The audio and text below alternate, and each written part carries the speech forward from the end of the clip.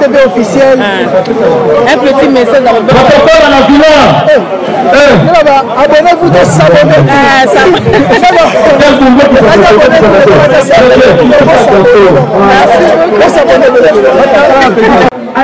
TV officiel. Un petit message dans le protocole à la villa. Abonnez-vous de s'abonner. Quel boulot qui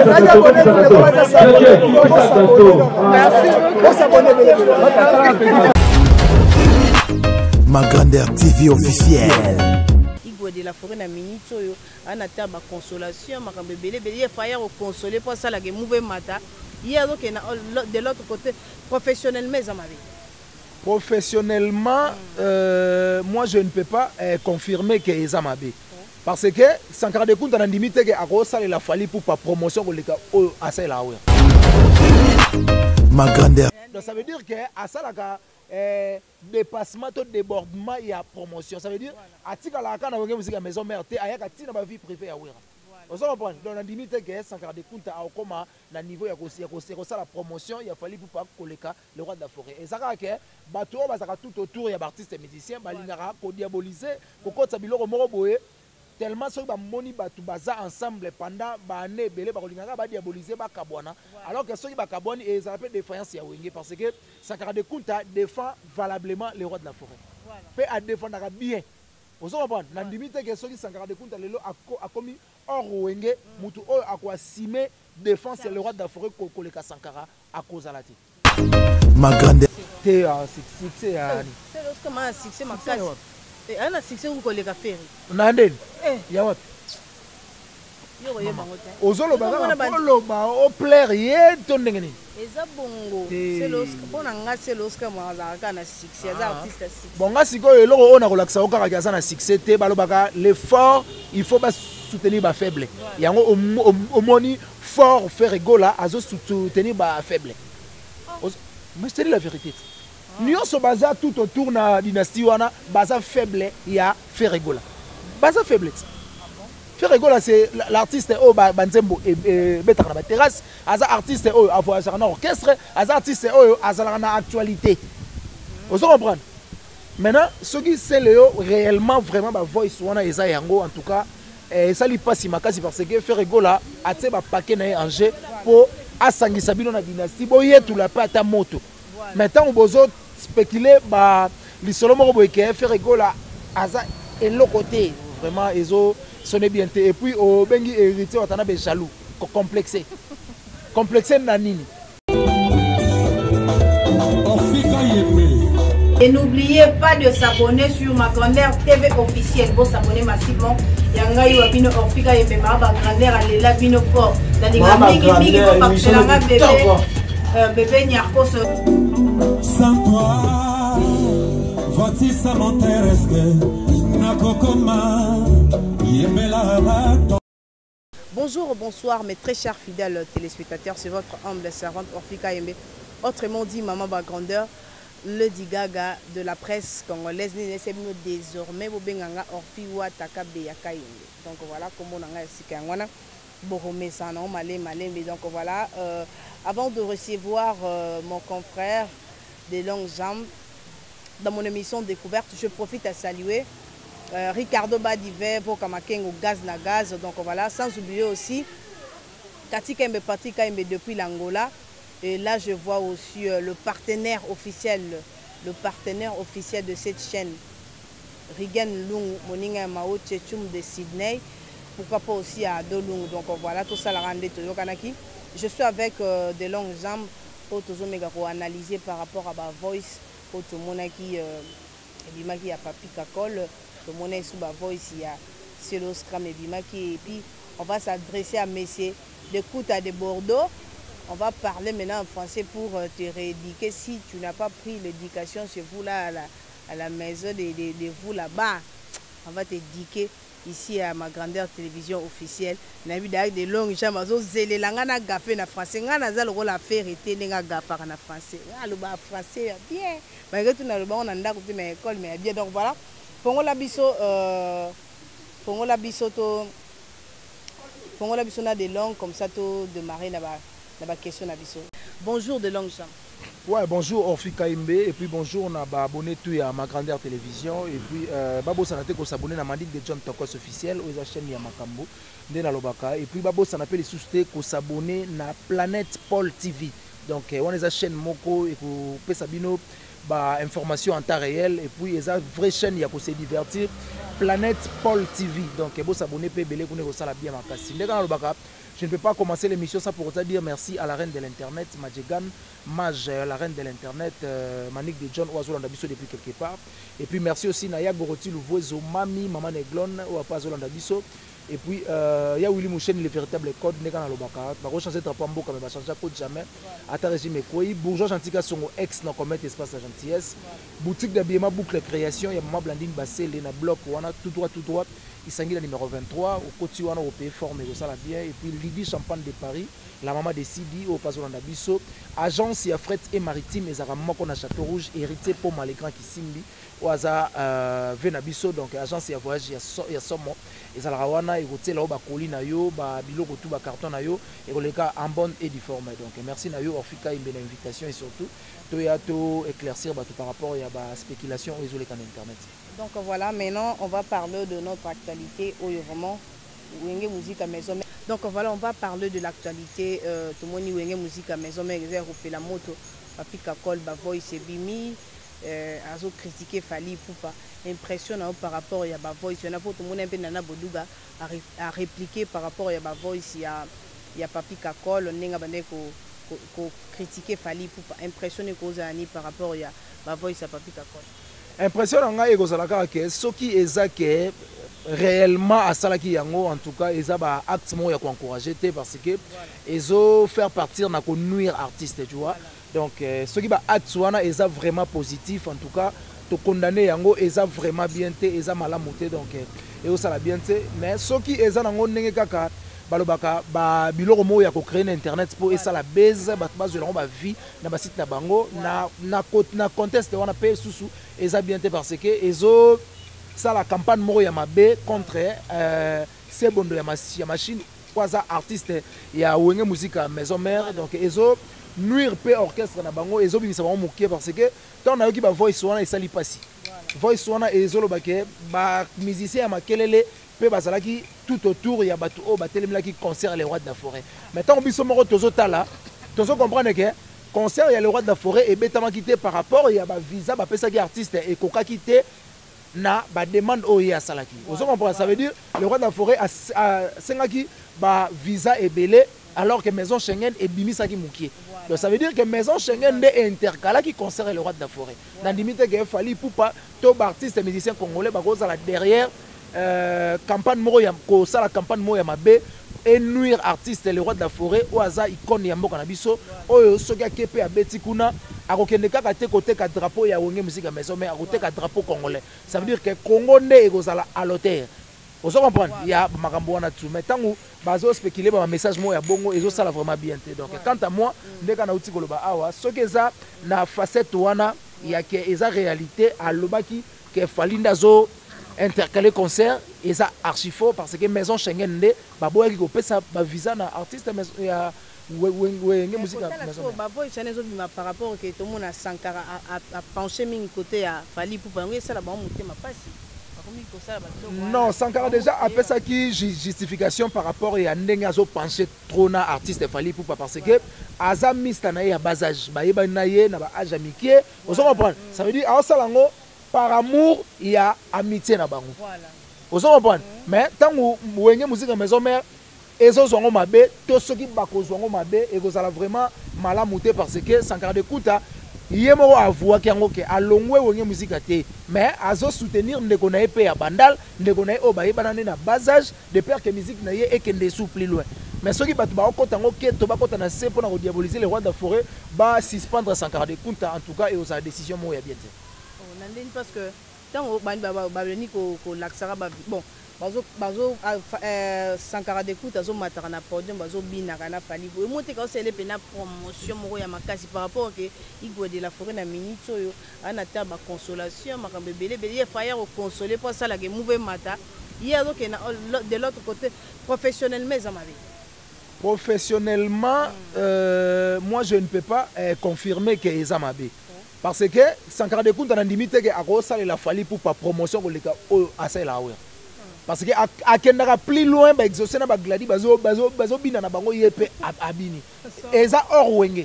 Donc ça veut dire que à ça la dépassement de débordement il y a promotion. Ça veut dire à tika la kana wenge musique maison mère te ayaka tina ba vie privée à Wera. Vous comprenez? Donc, on a limité que Sankara de Kunta a comme na niveau la promotion, il a fallu pour pas koleka le roi de la forêt. Et ça que bateau bazaka tout autour il y a artistes et musiciens, balingara ko diaboliser, ko kotsa biloko moko boye tellement ceux qui moni batu baza ensemble pendant ba année belé ba kolingara ba diaboliser ba kabwana. Alors que ceux qui ba kabwani et ça appelle défaillance ya wenge parce que Sankara de Kunta défend valablement le roi de la forêt. Voilà. Peut à défendre bien.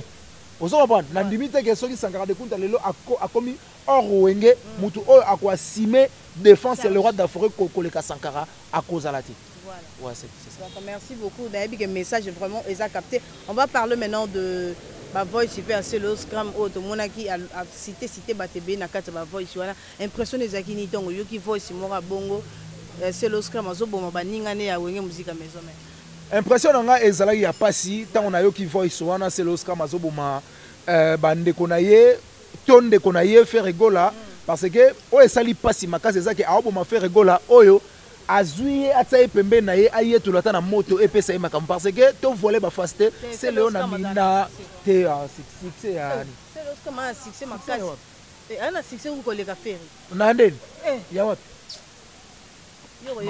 ozoloba oloba o plaire ye to ndenge nini eza bongo c'est le bon nga c'est le scrum azaka na succès za artiste bon nga sikoyo eloko ona kolakisa o kaka kaza na succès te balobaka l'effort il faut pas soutenir ba faible yango au moni fort faire rigola azo soutenir ba faible mais c'est la vérité nyonso baza tout autour na dynastie wana baza faible ya faire rigola baza faible faire rigola c'est l'artiste o banzembo betaka na ba terrasse aza artiste o avoyagera na orchestre aza artiste o azalaka na actualité vous comprenez maintenant ce qui c'est le réellement vraiment ba voice wana eza yango en tout cas ça li passe makasi parce que faire rigola atie ba paquet na en jeu pour asangisa bino na dynastie boye tout la pata moto maintenant bozo spéculer ba lisolo moko boye que faire rigola aza elo côté vraiment ezo sonné bien et puis au bengi héritier watana be jaloux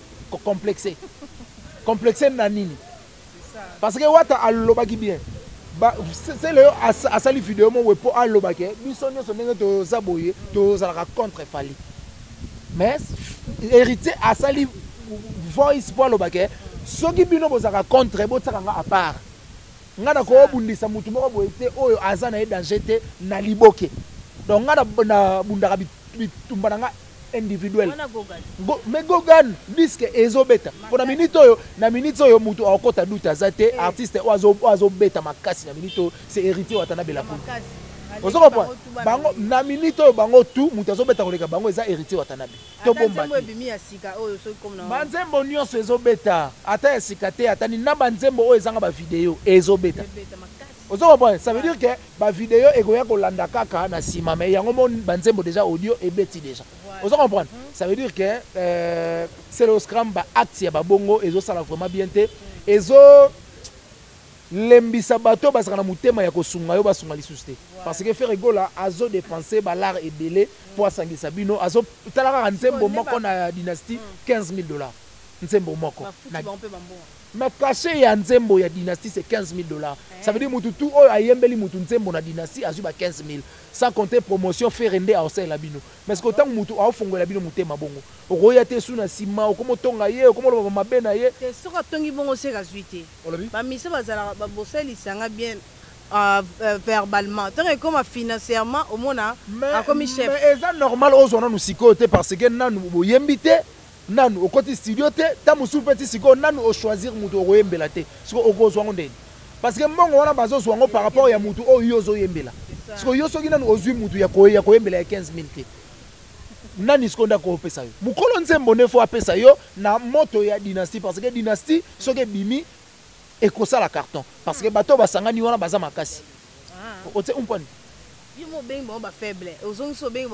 c'est nanga bengi ba faible té na lobi l'effort il faut soutenir ba faible faire égal à fort et on bengi ba ningani ba faible ba sala force yango na lobi dynastie so ebimi kokanga kasi on a lobi dynastie so ke bimi kokanga parce que force wana ba sali wana ba sala ngo pe déjà na les marquis et bilisa Congo les marquis et lobisa mokili les marquis et ça ba danger le temps passé bon le temps passé et go revenir mais histoire et science ou ezo la makamba kala ça veut dire soki ba betelo lisolo ya lobby eza histoire force à lobby eza force à lelo force ya lobby eza force ya lelo te et puis nzambe ya kala nde nzambe ya lelo te parce que nzambe ya kala ndeka ba jeune bazozomela bombe boye mais esi abomai mokili kala mais tellement akomi nzambe ya mawa ozo comprendre que nzambe a changé nzambe a changé ko akoma nzambe ya mawa nzambe o aboma Sodome na Gomorrhe degré ba les iliens na ba pédé ba tondi suki sasa bo nzambe ti siko aotika bango kaka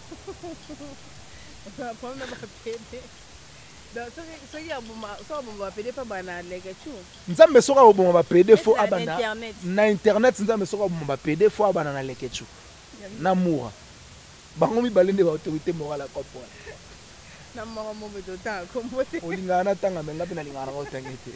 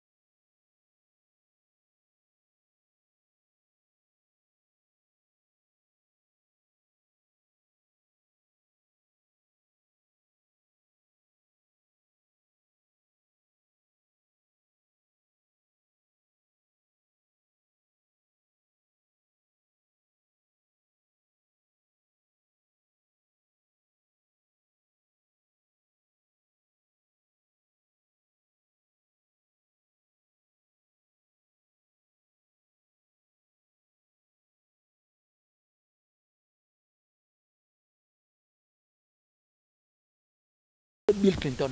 Voilà. Samuel Eto'o batunaye d'après yo capital nini eleki ba capital tuna Afrique. Aloba capital oye amona kana Afrique eleki Congo ezati. Nani na eloko oye ayi ayebeli. Ça veut dire département oye tamsusu akanango fort oye linga makasi mais na Afrique ya mona ngo bien. Tamsusu na banzele, tamsusu na facilité cop. Tamsu soki au postulé au pangino ka bien losono ya bien masango no bien ba voter yo ozo ba les ans département oye à lobelaki ça veut dire que de Bordeaux a ça une raison il y a ko ba que pays a rêve na ye et ça Congo ozo comprendre et ça normal parce que Congo et ça pépinière ba musique et tout il y a Afrique voilà c'est un peu ça donc voilà to comme chité la biso nini to solo lutter par rapport à sujet du jour. Ouais, en tout cas, ma solo to soli vraiment na apprécié en makasi donc je pense que ba o etikali wana to bombela bango po nanu to silisipe internet en côté ça veut dire photo pesa bango na ba épisode net ba genre ya ba masolo o to soli o ba yoka ki on a noté mais tellement fallait que to épingler ba site musu déjà et lobela ki yango mais et lobela ki on na ba manière na bango na ba manière na bango mais selon maele na bango mais que tellement ba tanga na ba école privée et senga mo na école catholique ya po a informer bango à réel. Ah, yo pe catholique hein. Voilà. Des formations. Donc catholique plus catholique et sali sango. Sali pape François. C'est ça. Merci beaucoup de s'abonner à la Planète Paul TV où est chaîne il y a divertissement, chaîne il y a Makambu et aussi vraiment bien fort, vous s'abonner massivement à ma grandeur et puis vous s'abonner à Manique de John Tokos officiel chaîne il y a Makambu et aussi vraiment bien Makasi. Merci beaucoup. Il y a Willy Mouchen Nicole Damboka, héritier pour Malégran Kissimbi, agence de voyage na Château Rouge, héritier pour Malégran Kissimbi, au contacter Kanga na plus 243 90 69 092 17 plus 243 90 69 092 17 wana ozwa numéro et héritier pour Malégran Kissimbi pour ça ba carton na yo, ça ba car na yo, ça ba colis na yo et comme vraiment en bonne et due forme na Kinshasa. Alors, merci beaucoup. Na batutu ba landi biso na ma grandeur en tout cas. Poani na yamba mani ke soka za na kwiti. Mais alango bon manike arana ba fatigue na émission personnelle. Ça veut dire que Amélie na ma sangate, Amélie na ma rambo bat bakanisela gete mais alembi parce que a tournera moi trop. Parce que bat olobi. Mais eza fatigue. Eza fatigue. Olobi. Bon, tellement ça rappelle urgence, donc ça veut dire que tu as choisi. Bon, fort. Bon, t'es bon fort. Il y a mais bon fort. T'es tellement bon fort, on a bombé et bandarandenge moko yango batu ba mettre ça rapide. T'es Christine Jora. Ayebi ke manike amelaka bon fort. Mais est-ce que eza l'abscisse vitesse mobo ya maloba au lobby bombé na place ya Beaufort. Donc voilà, merci beaucoup de langue mon confrère neto messana ko sa ba analyse ba commentaire na minute za nango posa vraiment pour fortifier biso na musala. Je profite à saluer le partenaire officiel de cette chaîne. Ingénieur Valdano Kawasa toujours présent.